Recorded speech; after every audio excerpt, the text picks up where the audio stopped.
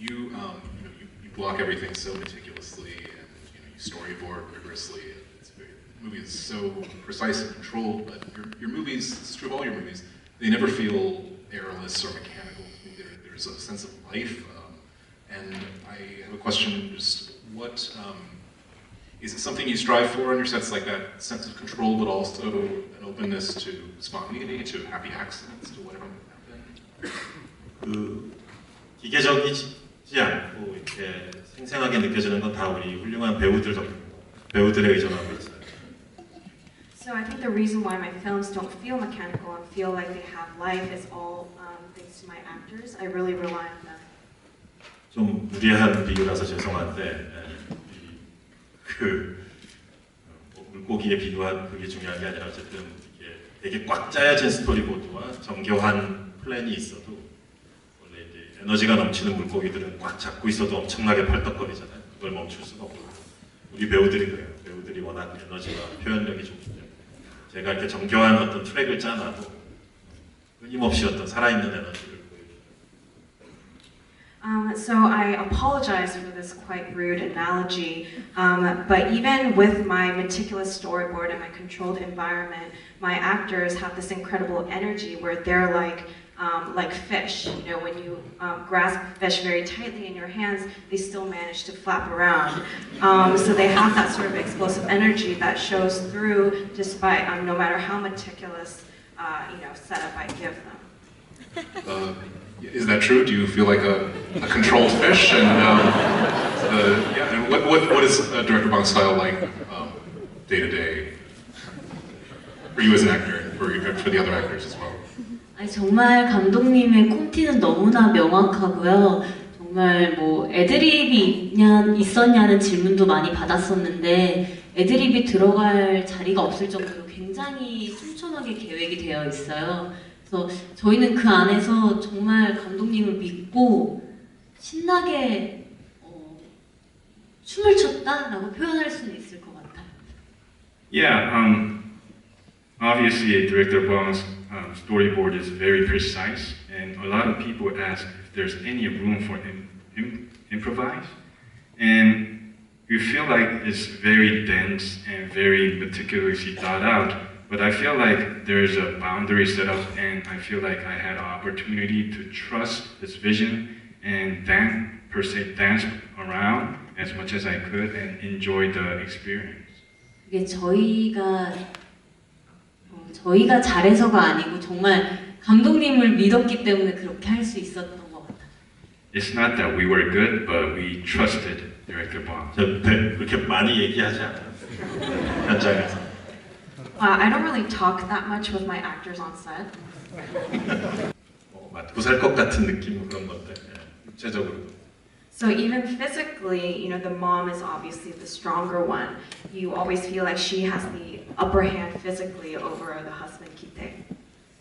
이 부잣집 부부는 겉으로 표면상으로는 되게 모던하고 세련된 것 같지만 사실은 보면 되게 가부장적이죠. 그 남편이 마치 그러니까 부하 직원 다루듯이 부인을 부인도 그러잖아요. 뭐 나 이거 뭐 저기 뭐 이거 애기 아빠 하면 지차찬 된다, 뭐 교수형 된다 이런 얘기하면서 마치 그 상사를 무서워하는 부하처럼 쩔쩔 내고 있는 되게 수직적인 것 같아요.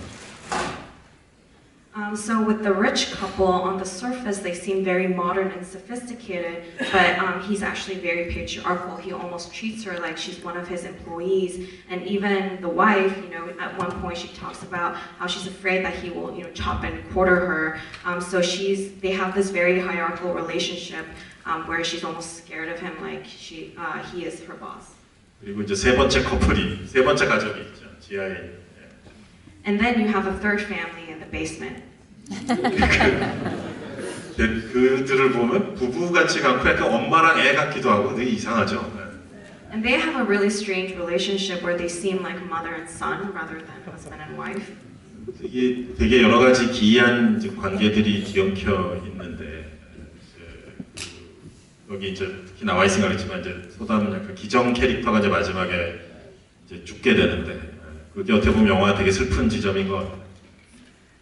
So in this film, you have a lot of very strange, absurd relationships intertwined with each other, and especially in the ending, you have Ki-jung die, and I think that leaves a very sad emotion. 그게 참 아이러니컬한 게 뭐냐면은 그 터져버린 그 비극을 피할 수 있는 찬스가 있었거든.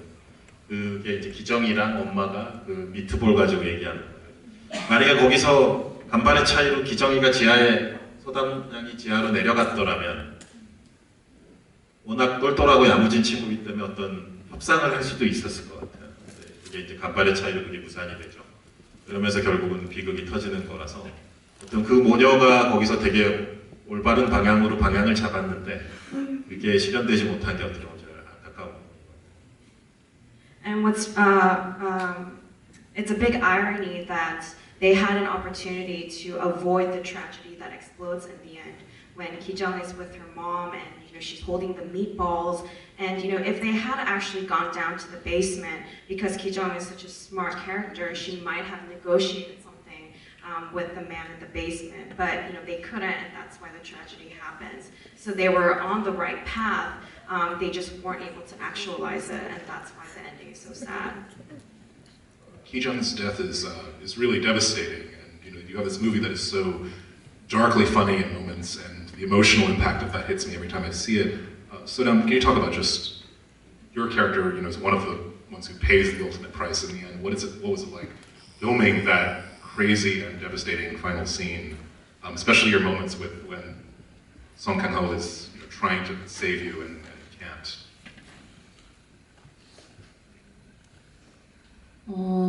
근데 제가 막상 딱 그 장면을 찍을 때는 감독님께서 말씀하신 게 있었어요. 제가 기정이는 죽지 않을 것처럼 보였으면 좋겠다라는 말씀을 하셨었거든요. So when we were shooting that scene, actually director Bong told me that he wanted for the Ki-jung to seem like she was not about to die. 그래서 저는 어떻게 하면 기정이답게 죽을까? 그리고 어떻게 하면 얘는 계속 죽지 않을 것처럼 보일까에 대한 얘기를 감독님과 나눴었고, 그래서 감독님께서 대사를 주시기도 했었고, 저는 기정이답게 죽을 수 있어서 너무 좋았고요. 그리고 그 장면에서 기정이의 정말 캐릭터가 완성되는 듯한 느낌을 받았었거든요. And director Bong and I talked a lot about how the Ki-jung would die and what would be the appropriate way to show that character and to sort of show that she's not actually dying at this moment. And we talked about, director Bong even gave me some dialogues and lines to try out. And I'm actually very proud that Ki-jung dies in her own unique way, that only that she can pull it out. 네, 시간이 조금씩 지나면서 이제 나는 우리 가족들과 이제 밥 한 끼를 같이 못 먹는구나라는 생각이 들 때마다 조금씩 슬퍼지더라고요. 왜냐하면 영화를 보시면 저희 가족들이 4명이 모여서 밥을 먹는 장면이 좀 나오는데 사실 요즘 저희가 그렇게 4가족이 모여서 한 끼 식사를 하기가 쉽지 않은데 그들은 그걸 굉장히 자주 했던 가족들인 것 같은데 그 부분이 제일 좀 속상했던 것 같아요. So as the time passed, the thing that I was saddened by was that I could not eat with all 4 of our family members together. That was the most saddest part because nowadays it's really hard for any family members to get together and eat together. And actually Kim family, they had a lot, they would eat, get together and eat a lot of times. So that was the most saddest part, that realizing that I wouldn't have a chance to do that anymore.